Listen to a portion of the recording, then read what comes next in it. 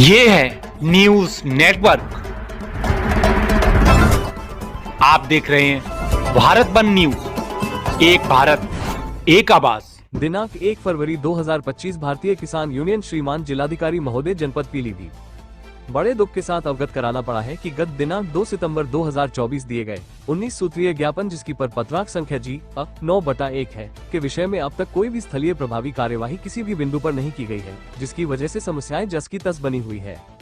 श्रीमान जिला अधिकारी महोदय पर नहीं मिलने के कारण सिटी मजिस्ट्रेट विजय वर्धन तोमर जी को भारतीय किसान यूनियन भजन लाल क्रोधी, जिला अध्यक्ष राम गोपाल प्रजापति, अध्यक्ष तहसील अमरिया अशोक राठौड़, जिला महामंत्री पीलीभीत आदि नेताओं ने सैकड़ों किसानों के साथ सिटी मजिस्ट्रेट विजय वर्धन तोमर जी को ज्ञापन देकर समस्याओं को हल करने के लिए जल्द से जल्द निवेदन किया, जिससे किसान भाइयों की परेशानी खत्म हो। जय किसान जिंदाबाद। रिपोर्ट लियाकत हुसैन, पीलीभीत।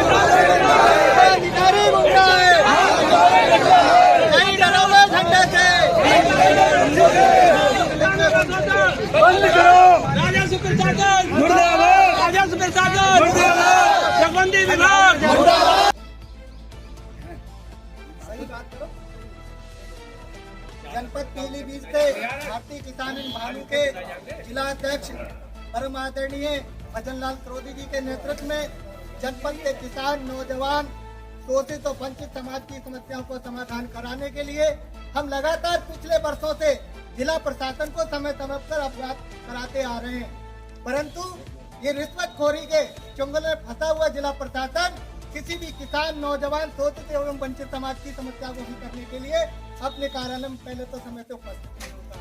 यदि 1% कोई कार्यालय में उपस्थित हो भी जाता है तो पहले सुविधा शुल्क के लिए उससे अपेक्षा करता है। इन्हीं सब समस्याओं के संदर्भ में मैं एक और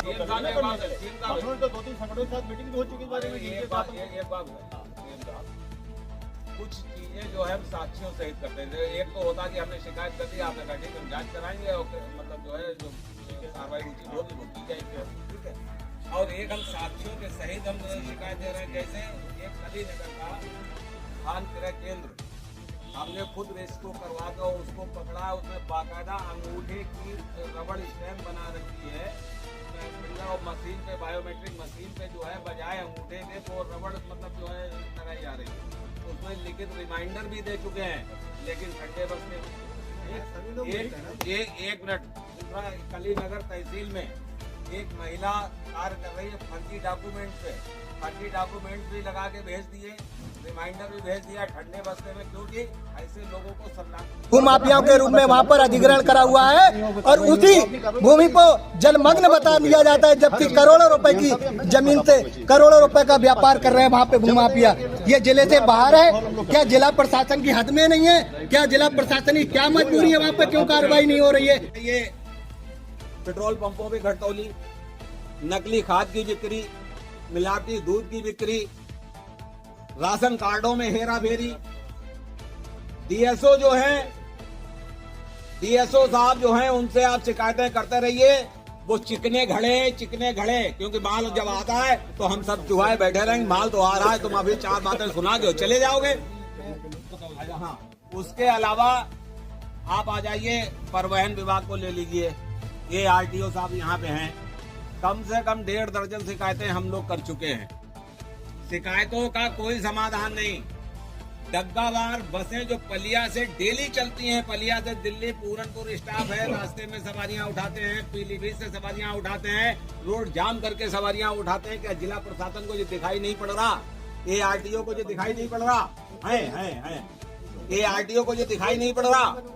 लेकिन जो हमारे अभी तहसील अध्यक्ष ने कहा कि पैसा लेते हैं, खुले मन से मैं कह रहा हूँ, मेरे ऊपर अगर कोई एफआईआर बनती है दर्ज करा देना। खुला पैसा जा रहा, महीना ले रहे हैं ये आरटीओ साहब, इसलिए वो बसें संचालित हो रही हैं। वरना कौन सा वो कारण है कि वो डग्गा मार बसें संचालित की जा रही हैं?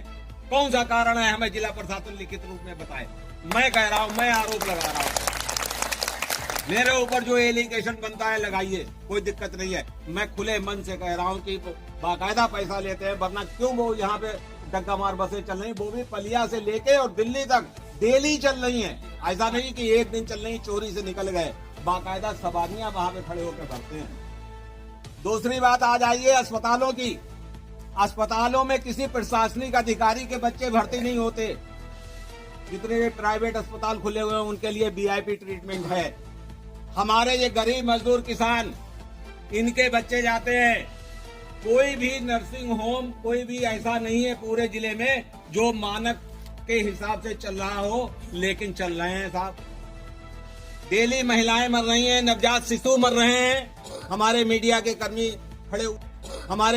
कर्मी खड़े हुए हैं। रोज मैं भी मीडिया से भी हूँ, रोज मैं देखता हूँ, रोज छापता हूँ। शिकायतें जाती है, मैनेज कर लिया जाता है, बात खत्म, वो फिर संचालित हो जाता है। आज सील लगाई गई, 15 दिन के बाद सील खोल दी जाती है। कौन से कानून के, कौन सा उनके पास वो आ गया, खोल दी जाती है, और मानक तब भी पूरे नहीं। आ जाइए मिलावटी खाद्य सामग्री की बात। एक रेस्टोरेंट सीएम साहब बता दीजिए पूरे जिले में जिसके वहाँ 100% शुद्ध माल बिक रहा हो, बड़ा रेस्टोरेंट, और कार्रवाई किस पे होती है? गांव देहात में छोटे छोटे उन पे कार्रवाई कर दी जाती, दिखावे के लिए। किसी रसगुल्ले फेंक दिए, किसी कुछ कर दिया। और यहाँ जो है बड़े बड़े रेस्टोरेंट, वो धड़ल्ले से मिलावटी रेडीमेड सामान जो खाने योग्य नहीं है, वो धड़ल्ले से बिक रहा है। फूड इंस्पेक्टर क्या कर रहे हैं? महीना ले रहे हैं। क्यों चल रहा है? अगर वो महीना नहीं ले रहे हैं, क्यों नहीं कार्रवाई कर रहे हैं? हमें करवा दीजिए। अगर हमारा मुंह काला नहीं होगा, हम रिश्वत नहीं ले रहे होंगे, हम कड़ाई के साथ चलेंगे और कड़ी कार्रवाई करेंगे, क्योंकि हम रिश्वत नहीं ले रहे हैं इसलिए। और अगर ले रहे होंगे तो नहीं कर पाएंगे कभी।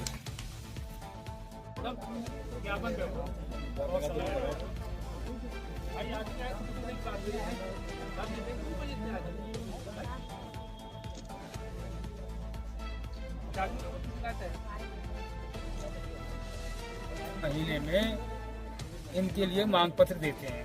उनका कितना निस्तारण करते हैं? 1% मुश्किल से 1%, मुश्किल से।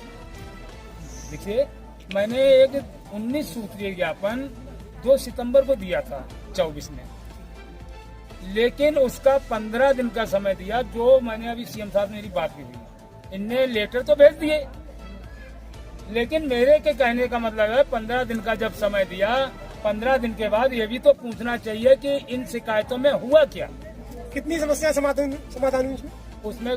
अगर आप ये वीडियो YouTube पर देख रहे हैं तो हमारा चैनल सब्सक्राइब कर लें और बेल आइकन का बटन दबाना ना भूलें। और अगर आप ये वीडियो Facebook पर देख रहे हैं तो हमारे पेज को लाइक जरूर करें।